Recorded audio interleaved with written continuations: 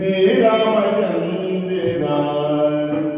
ಜೊತೆಯಾಗಿ ನೀಡಿದರು ಬಾಳು ಸಹಜ ಸುಂದರ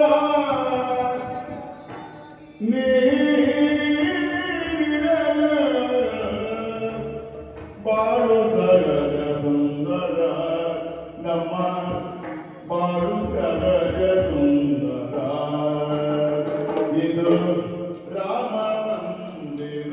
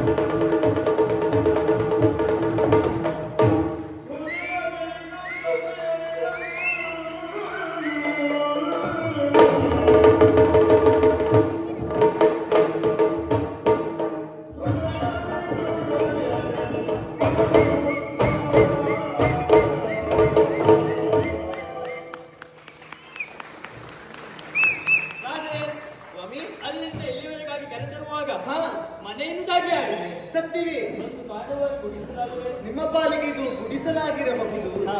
ಆದ್ರೆ ಇದು ನನ್ನ ಪಾಲಿಗೆ ಹಾ. ರಾಮ ಮಂದಿರ. ನಮ್ಮ ಮಂದಿರಕ್ಕೆ ಹೌದು ಆ ಕಾಣ್ತಾ ಉಂಟು. ಹೌದು ಸ್ವಾಮಿ. ಹಾ. ನಿಮ್ಮ ಜೊತೆಯಲ್ಲಿ ಮನೆಯಲ್ಲಿ ಬಾಳುವ ಕಾರಣದಿಂದ ನೀವು ನನಗೆ ಶ್ರೀರಾಮಚಂದಿರ. ನಾನು ಶ್ರೀರಾಮಚಂದ್ರ ಆದ್ರೆ ನೀನು ಸೀತೆ. ಹೌದಾ? ಹೌದೌದು. ಆಯ್ತು ಸ್ವಾಮಿ, ಹಾ. ನೀವೇ ಹೇಳಿದ ಹಾಗೆ ಆಗ್ಲಿ. ಮದುವೆಯಾದವರು, ಪ್ರೀತಿಸಿ ಮದುವೆಯಾದವರು ಮನೆಯನ್ನ ಬಂದು ಸೇರಿದ್ದೇವೆ. ಹಾ. ಆದ್ರೆ ಹಾ. ಒಂದು ಬಾರಿ ನಾನು ಮನೆಯನ್ನ ವೀಕ್ಷಣೆ ಮಾಡಿದಾಗ ಮನೆಯಲ್ಲಿ ಏನೂ ಇಲ್ಲ, ಬರಿದಾಗಿ. ಎಲ್ಲವೂ ಬರಿದಾಗಿ ಹೋಗಿದೆ. ಹೌದಲ್ವಾ? ಹೊಸತು ಮನೆ, ಹಾ. ಏನು ಮಾಡ್ಲಿಕ್ಕೆ ಆಗುದಿಲ್ಲ. ಸ್ವಾಮಿ, ಈಗ ನಾನು ಕೇಳುವುದು ಬೇರೆನಲ್ಲ, ನಮ್ಮ ಜೀವನವನ್ನ ಮುಂದೂಗಿಸಬೇಕಂತಾದ್ರೆ ಹಾ. ಮನೆಯಲ್ಲಿ ಕೆಲವಷ್ಟು ಸಾಮಗ್ರಿಗಳು ಹಾ. ಅತ್ಯಗತ್ಯ ಎನ್ನುವ ಹಾಗೆ ಇರ್ತದೆ, ಹೌದು. ಬೇಕೇ ಆಗ್ತದೆ. ಹೌದು. ಆದ್ರೆ ಇದಕ್ಕೆಲ್ಲ ಏನು ಮಾಡುವುದು ಅಂತ. ಅದಕ್ಕಾಗಿ ಚಿಂತೆ ಮಾಡ್ತಾ ಇದ್ದೀಯಾ? ಹೌದು. ಖಂಡಿತವಾಗಿ ಚಿಂತೆಯನ್ನು ಮಾಡಬೇಡ. ಯಾಕೆ? ಅದಕ್ಕೆ ನನಗೆ ಬೇಕಾದಂತ ಸಾಮಗ್ರಿಗಳನ್ನ ಹಾ. ತರುವಂತ ವ್ಯವಸ್ಥೆಯನ್ನು ನಾನು ಮಾಡ್ತೇನೆ. ನೀವೇ ಹೋಗುದಾ? ನಾನೇ ಹೋಗ್ತೇನೆ ಅನ್ನುವುದಕ್ಕಾಗಿ ನೀ ಇಲ್ಲೇ ಇರ್ಬೇಕು. ಅಲ್ಲ, ಸ್ವಲ್ಪ ತಡೀರಿ. ಹೋಗುವುದೇನು ಸತ್ಯವೇ, ಆದ್ರೆ ನೀವು ಒಬ್ಬರೇ ಹೋಗುದು ಬೇಡ. ಬೇಡವಾ? ಮದುವೆಯಾದ ಹೊಸತು, ಹಾ. ನಿಮ್ಮೊಂದಿಗೆ ನಾನೂ ಬರಬೇಕೆನ್ನುವ ಹಾಗೆ ಆಸೆ. ನನ್ನನ್ನು ಕರೆದುಕೊಂಡು ಹೋಗಿ ಅಂತ. ರಾಜೇ, ಏನು? ನಿನ್ನ ಬಯಕೆ ತಪ್ಪೆನ್ನುವಾಗ ನಾನು ಹೇಳುವುದಿಲ್ಲ. ಹಾ ಮದುವೆಯಾದ ಹೊಸದಲ್ಲಿ ಇದೆಲ್ಲವೂ ಸಹಜವೇ. ಹೌದು. ಆದರೆ ಕರೆದುಕೊಂಡು ಹೋಗಲಿಕ್ಕೆ ಹಾ ಇದು ಸಮಯವಲ್ಲವಲ್ಲ. ಸಮಯವಲ್ವಾ? ಹಾ ಕಾರಣ ಏನು? ಮನೆಯವರನ್ನು ಧಿಕ್ಕರಿಸಿ ಮದುವೆಯಾದವರು ಇಬ್ರು ಕೂಡ ಹೌದು. ಒಂದು ವೇಳೆ ಜೊತೆಯಲ್ಲಿದ್ದವರು ನೋಡಿಕೆ ಹೋಗುವಂತಾರೆ. ಹಾ ನಮ್ಮ ಪಾಲಿಗೆ ಯಾವುದು ಬರ್ತಾರೆ. ಆ, ಈ ರೀತಿಯಾಗಿ ನೀವು ಹೇಳುದು. ಹೌದು. ನಾವು ಹೋದಕ್ಕೆ ಹೋಗುವಂತಾದ್ರೆ ನಮ್ಮನ್ನು ಅವರು ಕಂಡಿದ್ದೇ ಹೋಗುವಂತಾದ್ರೆ ತೊಂದರೆ ಆಗ್ತದೆ ಎನ್ನುವ ಹಾಗೆ ಆಲೋಚನೆಯನ್ನು ಮಾಡುವ ಅಗತ್ಯವೇ ಇಲ್ಲ. ಹಾ. ಮನೆಯಲ್ಲಿ ನಾನು ಇರ್ತೇನೆ, ಆದಷ್ಟು ಬೇಗ ಹೋಗಿ ಬನ್ನಿ. ಈ ರಾಧ ನಿಮ್ಮ ನಿರೀಕ್ಷೆ